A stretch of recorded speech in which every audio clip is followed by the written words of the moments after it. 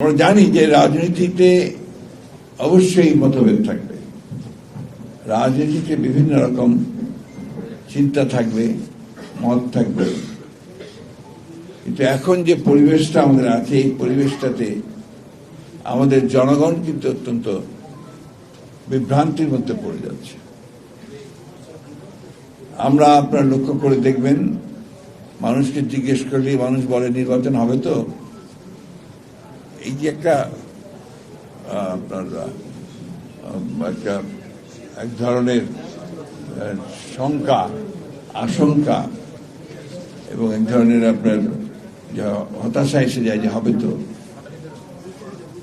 আমি যেটা বলি সবসময় যে নির্বাচন হবেই এবং যে ঘোষণা দেওয়া হয়েছে সেই সময়টাতেই হবে। এই কারণে যে এর কোনো বিকল্প নেই।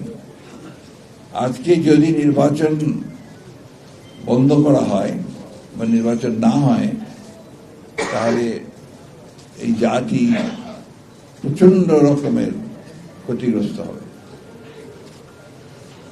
এবং ফ্যাসিবাদের ফিরে আসার সম্ভাবনা অনেক বাড়বে।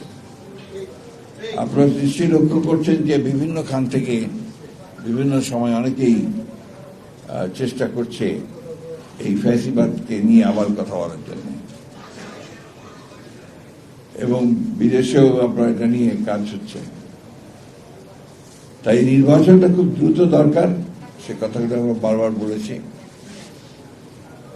এবং আমরা মনে করি যে একটা অবাধ, সুষ্ঠু, নিরপেক্ষ নির্বাচনের মধ্য দিয়েই আমরা আমাদের যে কাঙ্ক্ষিত লক্ষ্য, একটা গণতান্ত্রিক রাষ্ট্র ব্যবস্থা, সেই রাষ্ট্র ব্যবস্থায় আমরা যাওয়ার সুযোগ পাব।